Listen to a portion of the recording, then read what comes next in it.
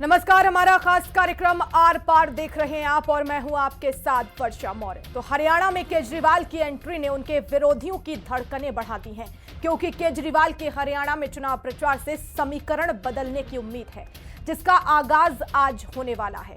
हरियाणा की यमुनानगर में केजरीवाल का शक्ति प्रदर्शन देखने को मिलेगा और ऐसे में उनके विरोधियों की चिंता बढ़ गई है, क्योंकि उनको अपने वोटों के खिसकने का डर सता रहा है। केजरीवाल अब अपनी पार्टी के जनाधार को बढ़ाने के लिए हरियाणा में सरकार बनाने के लिए चुनाव प्रचार करेंगे, जिसकी तैयारी अब शुरू हो गई है। और आपको बता दें कि केजरीवाल तिहाड़ से छूटकर बाहर निकले और इस दौरान समर्थकों की भीड़ ने विरोधियों को बताया कि आज भी केजरीवाल के चाहने वालों की कमी नहीं है। इसके बाद मुख्यमंत्री पद से इस्तीफे का ऐलान करके केजरीवाल ने सबको चौंका दिया। उन्होंने संदेश दिया कि उन्हें कुर्सी का लालच नहीं है और अब हरियाणा के चुनाव प्रचार में अपने विरोधियों को ताकत दिखाने वाले हैं।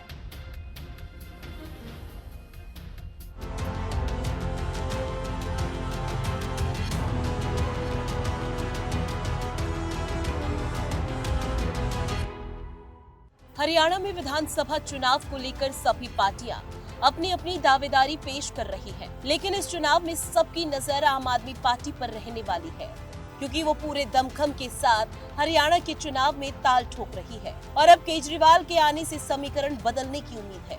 हरियाणा में भी इस बार आम आदमी पार्टी की सरकार बनेगी और इन सब पर केजरीवाल जी की गारंटियों पे काम होगा। मुख्य मुकाबला भ्रष्टाचार से है, मुख्य मुकाबला स्कूल विरोधी राजनीति से है, मुख्य मुकाबला अस्पताल विरोधी राजनीति से है, उस राजनीति से जो नौकरियां खा गई, हमारा मुख्य मुकाबला उसी से है। क्योंकि आज पहली बार जेल से छूटने और मुख्यमंत्री पद से इस्तीफा देने के बाद अरविंद केजरीवाल हरियाणा के चुनाव प्रचार में दिखाई देंगे, जहां वो यमुनानगर के जगाधरी में झंडा चौक से इंदिरा कॉलोनी तक रोड शो करेंगे। आम आदमी पार्टी के इस शक्ति प्रदर्शन के साथ अरविंद केजरीवाल पर सबकी नजरें टिकी है।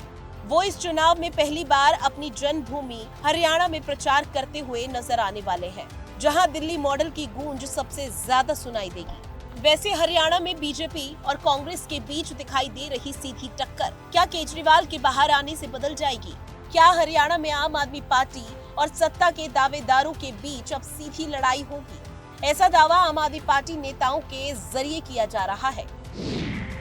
लेकिन एक सच तो ये भी है कि हरियाणा विधानसभा चुनाव 2019 में आम आदमी पार्टी 90 में से 46 सीटों पर चुनाव लड़ी।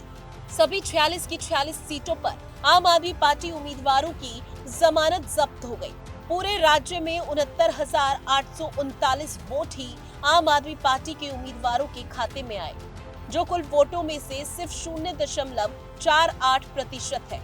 ऐसे में सवाल है कि क्या आम आदमी पार्टी अपने दिग्गज नेताओं के साथ हरियाणा में कमाल कर पाएगी? क्या इस चुनाव में केजरीवाल की पार्टी फर्श से अर्श तक का सफर तय कर पाएगी? क्योंकि 2019 में आम आदमी पार्टी को कुछ खास कामयाबी नहीं मिली थी, लेकिन इस बार आम आदमी पार्टी का जनाधार बढ़ा हुआ है। ऐसे में उसे उम्मीद है कि हरियाणा चुनाव में आम आदमी पार्टी को बड़ी कामयाबी मिलेगी। ब्यूरो रिपोर्ट, हिंदी खबर। तो पूरे दमखम के साथ हरियाणा में आम आदमी पार्टी इस बार चुनावी रण में है, लेकिन सवाल उठ रहे हैं कि आखिर हरियाणा के दंगल में केजरीवाल क्या बोलेंगे? जेल बेल केजरीवाल हरियाणा में खेलेंगे खेल। हरियाणा का रण केजरीवाल बिगाड़ेंगे समीकरण। बीजेपी, कांग्रेस या फिर हरियाणा में आएगी आम आदमी पार्टी? केजरीवाल बोलेंगे गृह राज्य के लोग वोट देंगे। तो ये सवाल है जिसका आज हम जवाब लेने वाले हैं। हमारे साथ खास मेहमानों का पैनल जुड़ गया है, परिचय करा देती हूँ। एडवोकेट नेहा धवन जी जुड़ गई हैं, भारतीय जनता पार्टी से प्रवक्ता। वेद प्रकाश विद्रोही जी कांग्रेस से प्रवक्ता हैं। नरेश शर्मा जी आम आदमी पार्टी से प्रवक्ता और निरंजन पोद्दार जी राजनीतिक विशेषज्ञ हैं। आप सभी का बहुत बहुत स्वागत करती हूँ हिंदी खबर में। शुरुआत नरेश शर्मा जी आप ही से करना चाहूंगी, क्योंकि चुनावी कैंपेन तो हरियाणा में पहले ही कर दिया गया था। सुनीता केजरीवाल पूरी तरह से हमलावर नजर आई, मुखर नजर आई। उन्होंने कहा कि इस बार हरियाणा की बहू को आपको समर्थन देना है, लेकिन इस बार जो रोड शो होने वाला है उसमें कार्यकर्ताओं में उत्साह नजर आ रहा है, उसकी वजह सिर्फ केजरीवाल है। क्या आपको लग रहा है जो जमानत आपकी पिछले चुनाव में जब्त हुई थी वो इस बार कामयाब हो जाएगी, जनाधार आपको मिल जाएगा? सभी साथियों को बहुत बहुत नमस्कार। आपने जो बात बोली कि हरियाणा के अंदर तो हम चुनावी प्रक्रिया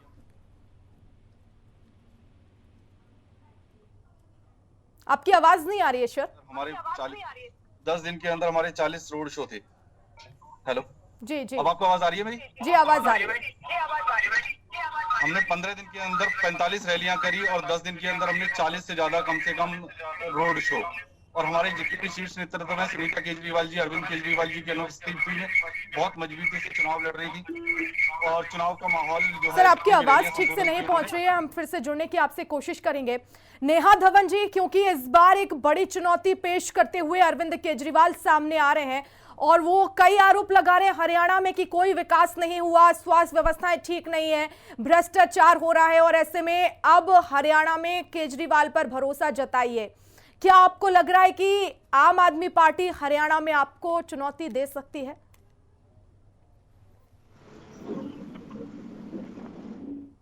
पृष्ठभूमि नहीं है। पिछले कई चुनावों में आपने देखा हरियाणा में आम आदमी पार्टी का हमेशा प्रत्याशी रहा, चाहे वो उपचुनाव था आदमपुर का और चाहे वो विधानसभा के पिछले चुनाव थे, लोकसभा के पिछले चुनाव थे, और इस बार भी जो लोकसभा का चुनाव उन्होंने गठबंधन में कांग्रेस के साथ में लड़ा। आम आदमी पार्टी की जमीन जो है वो हरियाणा में नहीं बनी है। उनके जो कार्यकर्ता हैं वो सभी के सभी आम आदमी पार्टी छोड़कर जा चुके हैं। एक गुजरात में इन्होंने जो चुनाव लड़ा था उससे, जिससे ये नेशनल पार्टी बने, उस नेशनल पार्टी बनते ही गुजरात में भी इनके कार्यकर्ता इनको एक एक करके छोड़कर चले गए। और आज हरियाणा प्रदेश में जहां ये दावा कर रहे थे कि आम आदमी पार्टी जो है वो कार्यकर्ताओं के नंबर्स में सबसे आगे निकल गई है, यहाँ तक कि इन्होंने इतनी अतिशयोक्ति कर दी झूठ बोलने में कि भारतीय जनता पार्टी से भी ये आगे निकल चुके हैं और बूथ स्तर पर ये पहुंच चुके हैं। मुझे लगता है आम आदमी पार्टी के जो चीफ हैं, अरविंद केजरीवाल से लेकर इनका छोटे से छोटा कार्यकर्ता जो भी हैं, ये इतना झूठ बोलते हैं, इतना भ्रम फैलाते हैं, हकीकत से बिल्कुल परे हटकर बात इनकी होती है। जितने आंकड़े ये पेश करते हैं उतने झूठ। अभी नरेश जी अपने आंकड़े पेश कर रहे थे, या अरविंद केजरीवाल जी इस रैली के माध्यम से जो पूछना चाहते हैं और जो हरियाणा प्रदेश को बताना चाहते हैं वो सब झूठ और भ्रम है। आपने एक नया स्कूल नहीं खोला दिल्ली में, आपने एक नया अस्पताल नहीं खोला दिल्ली में, आपने यमुना साफ नहीं की, आपने झूठ बोला कि बिजली के बिल दिल्ली में नहीं आएंगे, लेकिन आज आप दिल्ली प्रदेश में, आप बहुत, आपका अच्छा चैनल है, नेशनल चैनल है, आपके भी पत्रकार हैं वहां पर, आप हर जो एरिया है दिल्ली का उसमें जाकर पूछिए कि बिजली के बिल कितने आ रहे हैं। आज दिल्ली प्रदेश में ये अव्यवस्था फैली हुई है और दिल्ली प्रदेश के लोग भी इस बात को बयां कर रहे हैं। कितने वीडियो वायरल होते हैं कि शुरुआत में 2-3 महीने, 4 महीने, 6 महीने बिजली के बिल नहीं आए, लेकिन बिजली के बिल पूरे आ रहे हैं। तो जितने झूठ और भ्रम ये फैलाने का काम करते हैं, मोहल्ला क्लिनिक के डीन की छतें गिर चुकी हैं। मैं आ रही हूँ शर्मा जी, मैं आपके पास मेरी बात पूरी होने दीजिए नरेश जी, मेरी बात पूरी होने दीजिए, बहुत जल्दी वर्षा जी। देखिए, मोहल्ला क्लिनिक के नाम पर इन्होंने जो भ्रष्टाचार किया, टेस्ट के भ्रष्टाचार जो किए थे, करोड़ों रुपए का घोटाला किया था, वो जनता के सामने आया। शराब घोटाले को लेकर इन्होंने स्कूल के सामने ही ठेके खोल दिए और एक पेटी के साथ एक पेटी फ्री दे दी। हरियाणा प्रदेश में क्या ये ऐसी अव्यवस्था कायम करेंगे? मुझे लगता है एक पेटी के साथ 10 पेटी फ्री देने का काम करेंगे। तो मुझे नहीं लगता कि हरियाणा प्रदेश के इतने सक्षम, राजनीति में अपनी पैठ रखने वाले प्रत्येक व्यक्ति अरविंद केजरीवाल को सीरियसली लेता है, आम आदमी पार्टी को ठीक है, ये तो 8 अक्टूबर के नतीजे भी बता देंगे। नरेश शर्मा जी, आप अपनी बात पूरी कीजिए। जी, हमारी मैडम को ये नहीं पता कि इनके कार्यकर्ता भी दिल्ली के अंदर, उनके बिल भी जीरो आते हैं। जरा उनसे पूछ लीजिएगा, उनके रिपोर्ट लेके देख लीजिएगा। और ये कह रही है 2-4 महीने या 10 साल हो गए सत्ता में आए हुए दिल्ली के अंदर, उनके बिल देख लीजिए आप। जो है पंजाब के अंदर हमने 1 साल के अंदर 90% बिजली के बिल माफ कर दिए ऑलरेडी। और बिजली के बिल के लिए जो बात करते हैं, और हम अपना कमिटमेंट करते हैं, आपकी तरह झूठे कमिटमेंट नहीं करते। मोदी जी की जगह, खट्टर की जगह, और जो अभी आपके सैनी जी हैं, ये सारे के सारे जो लोगों को बहकाने में लगे रहते हैं। हरियाणा की राजनीति तो हरियाणा के लाल चलाएगा, हरियाणा का लाल केजरीवाल।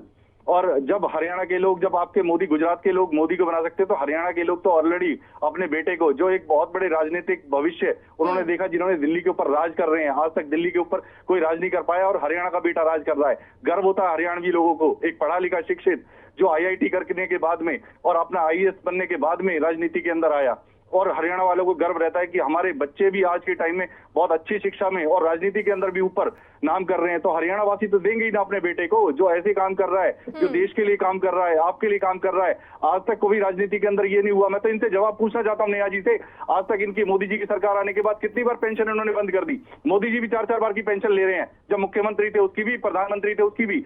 आज अरविंद केजरीवाल जी नहीं ले रहे, सिर्फ एक बार की पेंशन लेते हैं। उन्होंने दिल्ली के अंदर करके दिखाया, पंजाब के अंदर करके दिखाया। आप अपने मुंह से एक बार कह के दिखा दीजिए कि हम सबकी पेंशन बंद करेंगे। क्या आपका और पैसा, हमारा पैसा, जो टैक्स पेयर का पैसा है, वो सिर्फ नेताओं के लिए है? नहीं, हम नहीं चाहते। इनके ऊपर बात नहीं करेंगे ये, क्योंकि इनको पता है कि जब शिक्षित हो जाएगा हर बच्चा, स्कूलों के लिए जो बात कर रहे थे, हमने स्कूलों को इंप्रूवमेंट किया। रिजल्ट देख लीजिए आप, 96.99% आया दिल्ली का रिजल्ट 10th और 12th का। जो इनके केंद्रीय विद्यालय का रिजल्ट जो 88% आया, उसके लिए बात कीजिए ना। आपको रिजल्ट देते हैं हम बकायदा, आपके आंकड़े कहते हैं, सरकार के आंकड़े कह रहे हैं। और सरकारी स्कूलों को जो सुधारने का वो बीड़ा उठाया अरविंद केजरीवाल जी ने उठाया। और पंजाब के अंदर मोहल्ला क्लिनिक के अंदर इन्हीं के कार्यकर्ता इलाज करवाने के लिए जाते हैं, वहां दवाइयां लेने के लिए जाते हैं फ्री में। इनकी तरह नहीं है जो इनसे यहाँ से रेफर मुक्त हरियाणा का अभियान जो मैं बताता हूँ, उसका अभियान की तरह जुड़ा हुआ हूँ। लेकिन इनके यहाँ अस्पतालों के अंदर दवाइयां मौजूद नहीं होती हैं। बच्चों को अगर जो कुत्ता काट देता है उसका टीका नहीं है उनके पास में। और आपको बताऊं कि जो जरूरी दवाइयां हैं, एंटीबायोटिक हो गया या मेडिकल की जो और भी छोटी छोटी दवाइयां हैं, वो तो होती नहीं है। दिल्ली के अंदर 90% केसेस रेफर कर दिए जाते हैं। ये नेहा जी से पूछिए, क्या इनके कार्यकर्ता अगर इतनी ही अरविंद केजरीवाल जी की नीतियों से बुराई है तो उनके कार्यकर्ता खुद आके अपना बिल दिखाएं एक बार। मैं कहता हूँ मैं लौट रही हूँ। वेद प्रकाश जी, क्या लगता है आपको, जो आपकी सहयोगी है हरियाणा में आपके खिलाफ चुनाव लड़ रही है, और क्योंकि कई यहाँ पर आरोप तो लगाए जा रहे हैं सरकार पर, लेकिन कांग्रेस भी पूरी तरह से दमखम के साथ चुनाव लड़ रही है, तो क्या आपको नहीं लगता ये खतरे की घंटी आपके लिए भी है? वर्षा जी, आपको, बहन नेहा जी को, भाई नरेश जी को, पोदार साहब को, दर्शकों को मेरा नमस्कार। हर राजनीतिक दल को चुनाव लड़ने का अधिकार है, और जो भी राजनीतिक दल है वो चुनाव नहीं लड़ेगा तो क्या भीख मांगेगा? कौन चुनाव लड़ता है, कौन नहीं लड़ता, ये उनका लोकतांत्रिक अधिकार है, और हम तो सबका चुनाव लड़ने का स्वागत करते हैं। जहां तक हमारे पर संभावनाओं का कारण है, हरियाणा के अंदर हम जीत रहे हैं। हमारा सीधा मुकाबला भाजपा से है। कोई भी चुनाव लड़ ले, ना हमें किसी से खतरा है और ना हम से कोई ऐसी हमें संभावना नजर आती कि हमें कोई नुकसान होगा। हर दल अपना चुनाव लड़ता है, जो उसका एक वोट बैंक होता है उसको लेता है, और दूसरे दल को कोई भी नुकसान नहीं पहुंचाता। और हरियाणा की जनता मन बना चुकी है कि भाई भाजपा को हराना है, और जब भाजपा को हराना है तो उनके सामने एक ही विकल्प है, कांग्रेस। तो कोई भी न तो वोट बटने देगा, लेकिन आम आदमी पार्टी क्यों विकल्प नहीं है? अब उनका आधार नहीं है। ये आम आदमी सोचती है कि उनका आधार है, उनको तो मैं रोक नहीं सकता। आम आदमी ने 2014 में भी चुनाव लेकिन ऐसे आधार पर अगर चलने लगे, जनता तो ये नहीं सोचेगी ना, क्योंकि जब बात की गई आम आदमी पार्टी से तो उन्होंने कहा कि हमारे पक्ष में माहौल है, हम दिल्ली में हमारी सरकार है, पंजाब में हमारी सरकार है, हम बीच में, उसका असर हरियाणा में दिखेगा। देखिए मैडम, उनका अधिकार है दावा करने का। मैं तो यथार्थ का बात बता रहा हूँ। 2014 में भी उन्होंने चुनाव लड़ा, 2019 में भी चुनाव लड़ा, 2022 में उन्होंने उपचुनाव लड़ा। उनको कितनी सफलता मिली उनको पता है। और उन्होंने पंजाब में भी हमारे सामने मुकाबला करके लोकसभा चुनाव लड़कर देख लिया। वो भी रिजल्ट आपके सामने है कि उनकी सरकार है, बाढ़ में उनके विधायक हैं। हम 7 सीट जीते, वो 3 सीट जीते। तो वो उनका अधिकार है, कुछ फर्क नहीं पड़ने वाला। हम ये जानते हैं कि भविष्य में क्या होगा मैं नहीं कहता, पर 2024 के अंदर किसी दल के लिए भी कोई संभावनाएं नहीं है। अगर कोई, ये हो सकता है कि वो भाजपा की वोट काट कर भाजपा का स्थान ले ले, हो सकता है कि वो भाजपा को डाउन कर दें, पर कांग्रेस की संभावनाओं पर कोई असर नहीं पड़ने वाला। कांग्रेस एक बहुत ही कंफर्टेबल मेजॉरिटी से चुनाव जीत रही है, और कोई भी साथी चुनाव लड़े हम उनका स्वागत करते हैं, हमें कोई भी चिंता नहीं। ठीक है निरंजन पोद्दार जी, जो बात यहाँ पर वेद प्रकाश जी कर रहे हैं, नेहा धवन जी कर रहे हैं कि ऑप्शन में ही नहीं है आम आदमी पार्टी, लेकिन आम आदमी पार्टी पूरे दमखम के साथ चुनाव लड़ रही है। जो गारंटी दी है महिलाओं के लिए 1000 रुपए देना है, फ्री शिक्षा देनी है, फ्री की रेवड़ियां जो बांटी जा रही हैं, वो तो तीनों ही पार्टी बांट रही है, लेकिन ऑप्शन में ही आम आदमी पार्टी को नहीं रख रहे हैं। क्या ये खतरे की घंटी आने वाले समय में हो सकती है? वर्षा जी, ऐसा है कि अगर आम आदमी पार्टी का वहां पे कोई अस्तित्व नहीं होता, वो कहीं कोई रेस में ही नहीं होती, कहीं किसी प्रकार का कोई मतलब ही नहीं होता, तो मेरे हिसाब से आपका टीवी चैनल इतना हल्का नहीं है कि इसके ऊपर डिबेट करता। आज अगर आप इसके ऊपर डिबेट कर रहे हैं, क्योंकि हरियाणा के अंदर तो और बहुत सारी पार्टियां लड़ रही हैं, कई निर्दलीय भी लड़ रहे हैं, उनके ऊपर तो हम डिबेट नहीं कर रहे, तो कहीं ना कुछ तो इनका राजनीति में वहां पे उपस्थिति ये दिखा रहे हैं ना। और जिस तरीके से आपने देखा होगा कि पिछले चुनाव में इन्होंने लगभग अपने आधे उम्मीदवार उतारे थे और इस बार पूरे के पूरे 90 उम्मीदवार इन्होंने उतारे हैं। निश्चित रूप से मैं इस चीज को मान सकता हूं कि हरियाणा में अभी तक आम आदमी पार्टी का राजनीतिक रूप से कोई स्टैग नहीं है, कोई वोट बैंक नहीं है, लेकिन वास्तविकता एक और भी है, और वो ये है कि जहां जहां आम आदमी पार्टी गई है, चाहे आप सबसे पहले दिल्ली के अंदर इन्होंने सरकार छीनी, किससे छीनी? कांग्रेस से सरकार छीनी। उसके बाद में इन्होंने पंजाब में सरकार छीनी, किससे छीनी? कांग्रेस से सरकार छीनी। जो उसके बाद में जो गुजरात गए, गोवा गए, या जहां जहां भी उत्तराखंड गए, वहां वहां इन्होंने किसको डैमेज किया?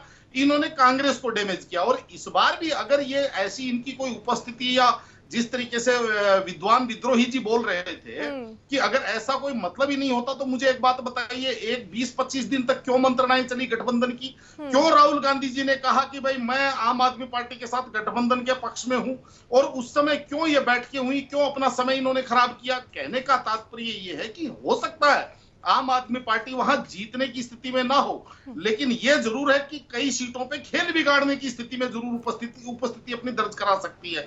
और इसके अंदर भी अगर आप कहेंगे तो मैं आपको बताऊं, जिस तरीके से काशीराम जी की राजनीति को आपने देखा होगा कि जब उन्होंने शुरुआत करी थी तो उन्होंने ये बात कही थी कि बहुजन समाज पार्टी पहला चुनाव लड़ती है अपनी उपस्थिति दर्ज करवाने के लिए, दूसरा चुनाव लड़ती है किसी को हरवाने के लिए, और तीसरा चुनाव लड़ रही है चुनाव जीतने के लिए। तो आज जिस तरीके से अरविंद केजरीवाल जी वहां पे दूसरा चुनाव लड़ने गए हैं विधानसभा का, तो निश्चित रूप से पिछली बार इन्होंने अपनी एक बेशक ये समझ लीजिए लगभग आधा % वोट लेके आए होंगे, 0.57 करके मेरे ख्याल इनको कुछ वोट मिला था, लेकिन उसी का तो परिणाम था कि लोकसभा चुनाव में कांग्रेस ने इनको अपना गठबंधन, अपना सारथी और अपना लाभार्थी बनाया वहां पे, हालांकि सफलता नहीं मिली। लेकिन अब जिस तरीके से गठबंधन की बात हुई, और आज अरविंद केजरीवाल को आप राजनीतिक रूप से नकार नहीं सकते, वो अलग बात है। दूसरी तरफ पोद्दार जी, क्योंकि आम आदमी पार्टी ने ये कहा कि क्योंकि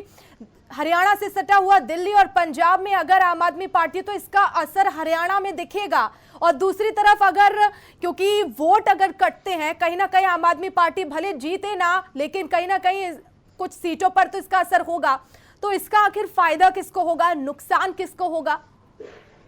निश्चित रूप से देखिए वर्षा जी, आज जिस तरीके से आम आदमी पार्टी ने अपने 90 कैंडिडेट की लिस्ट उतारी है, और उस लिस्ट के अंदर अगर मैं उसको चिन्हित करके उसका विश्लेषण करता हूं, तो मुझे ऐसा लगता है कि थोड़ा कई सीटों के ऊपर नुकसान शायद भारतीय जनता पार्टी को करे, लेकिन ज्यादा सीटों के ऊपर नुकसान वो कांग्रेस का करती हुई दिखाई दे रही है। क्योंकि आज की तारीख में एक चीज और आपको देखना पड़ेगा कि केवल हरियाणा में नहीं, इंटायर भारत के अंदर राजनीति दो धड़ों में बट गई है, एक प्रो बीजेपी और एक एंटी बीजेपी। जो बीजेपी का जो वोट बैंक है वो कहीं ना कहीं आप ये समझ लीजिए एक जिसको कहते हैं इंटैक्ट वोट बैंक है, लेकिन जो एंटी बीजेपी वोट या जो स्विंग वोट है उसके ऊपर कहीं ना कहीं आम आदमी पार्टी समझ लीजिए अपना हक जमाती है या उनको अपने पाले में लाती है। गुजरात में भी हमने ये देखा, उत्तराखंड में भी देखा, हमने गोवा में भी देखा। तो जिस तरीके से उस वोट बैंक के ऊपर अगर आम आदमी पार्टी डाका डालती है, तो कहीं ना कहीं मेरे हिसाब से कांग्रेस की 10-5 सीटों के ऊपर खेल बिगाड़ने की क्षमता आम आदमी पार्टी हरियाणा में जरूर रखती है। ये मेरा अपना मूल्यांकन। बताइए वेद प्रकाश जी, अगर आम आदमी पार्टी के पक्ष में जनता वहां पर वोट करती है तो ज्यादा नुकसान आपको होगा। मैं ये नहीं कह रही हूं कि बीजेपी को नहीं होगा, लेकिन ज्यादा आपको होगा। निरंजन पोद्दार जी ने भी जितना आकलन किया है वो रिजल्ट सामने आया है। देखिए, मैं बीच में ही बोलना चाह रहा था, एक तो मैं पोद्दार जी को शुद्ध कर दूं, इसी चैनल पर आपने जब इनेलो बसपा का गठबंधन हुआ तब भी बहस की थी, जजपा और एएसपी का गठबंधन हुआ तब भी बहस की थी। तो ये कहना कि अगर आम आदमी पार्टी का गठबंधन ना होता तो बहस ना होती, ये बात ही बेमानी है। दूसरी बात नुकसान की, देखिए मैंने आपसे कहा निर्दलीय भी नुकसान देते हैं।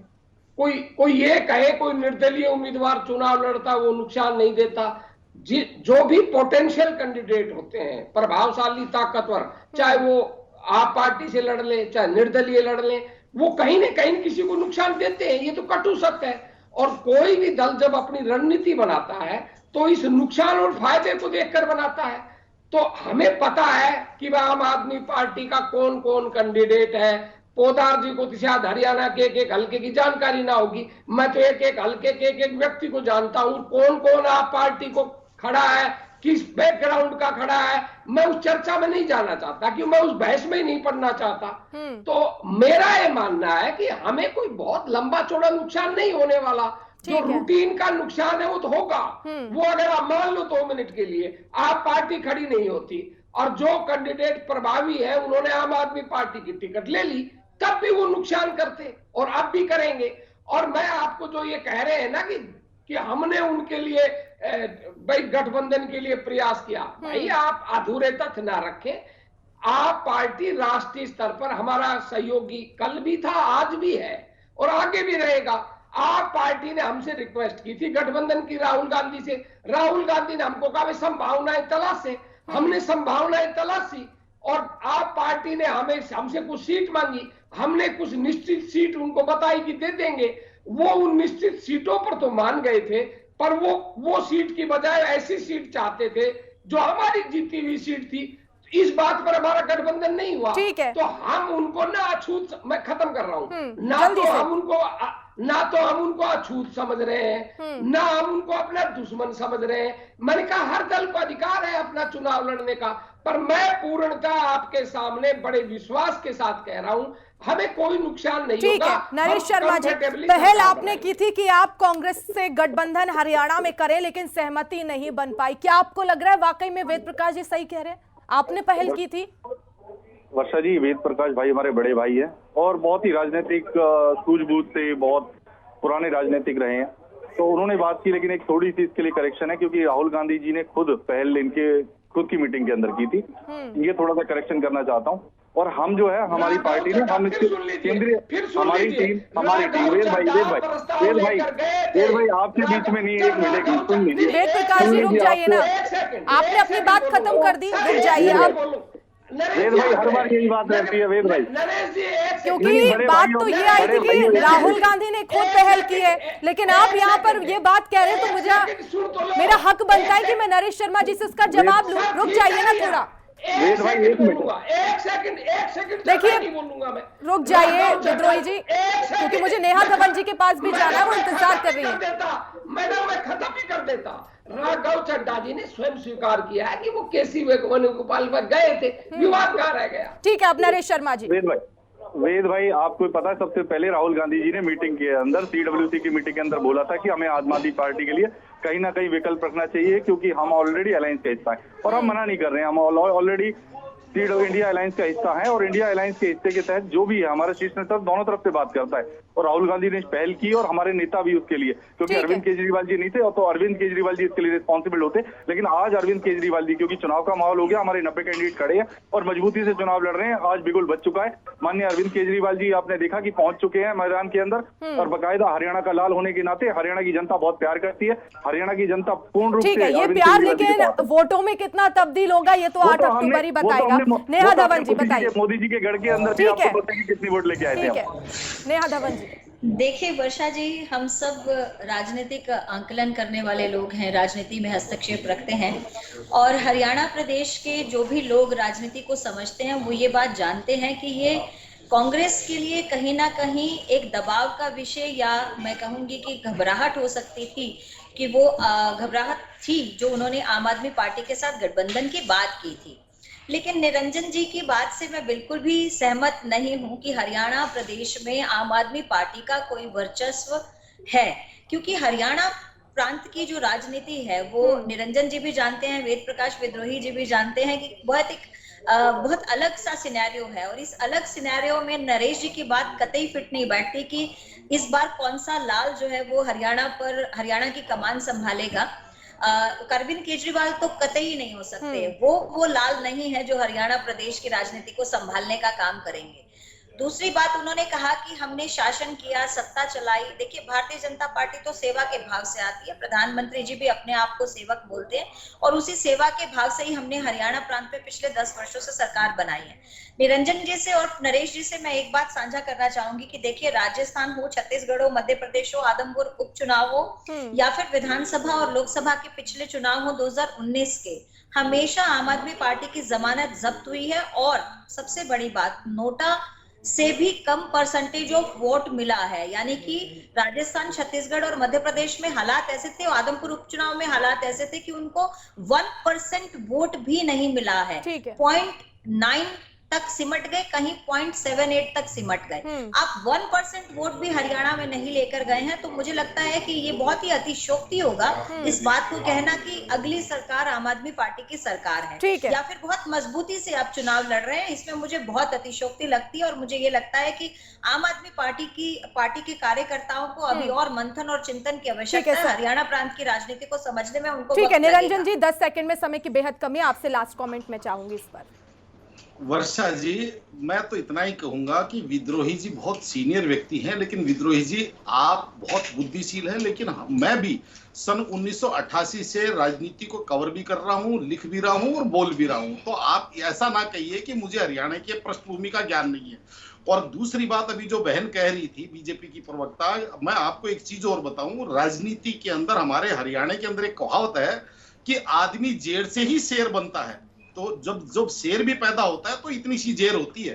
तो कहने का तात्पर्य ये है कि आज जिस तरीके से अरविंद केजरीवाल जी एक राष्ट्रीय पार्टी, यानी कि इतनी अल्प आयु की राष्ट्रीय पार्टी केवल अरविंद केजरीवाल जी के नाम पे, और वो इसी तरीके से चाहे हरियाणा हो चाहे गुजरात हो। आप क्या चुनाव से पहले क्या कहते थे कि गुजरात के अंदर अरविंद केजरीवाल जी 7.5% वोट लेके जाएंगे, आप ये कहते थे, लेकिन लेके गए ना। वहां पे जिस तरीके से उन्होंने अपनी उपस्थिति दर्ज करवाई, राष्ट्रीय पार्टी बने। तो कहने का तात्पर्य ये है कि आज जिस तरीके से अरविंद केजरीवाल जी टर्मिनेटर की राजनीति करते हैं, कहीं ना कहीं मुझे ऐसा लग रहा है कि 8-10 सीटों पे चाहे इस पक्ष की चाहे उस पक्ष की खेल बिगाड़ते हुए जरूर दिखाई दे रहे हैं। इस चीज से आप राजनीतिक व्यक्ति हैं, बोल नहीं पाएंगे लेकिन सोच जरूर सकते हैं। बिल्कुल, बहुत शुक्रिया। आप सभी मेहमान मेरे साथ जुड़े, इस चर्चा में शामिल हुए। तो जिस तरह से हरियाणा के रण में आम आदमी पार्टी है, बीजेपी और कांग्रेस का ये कहना है कि हरियाणा में आम आदमी पार्टी का कोई जनाधार नहीं है, लेकिन 8 अक्टूबर के नतीजे बताएंगे कि आखिर जनता ने किस पर भरोसा किया है। फिलहाल चर्चा में इतना ही। आप देखते रहिए हिंदी खबर।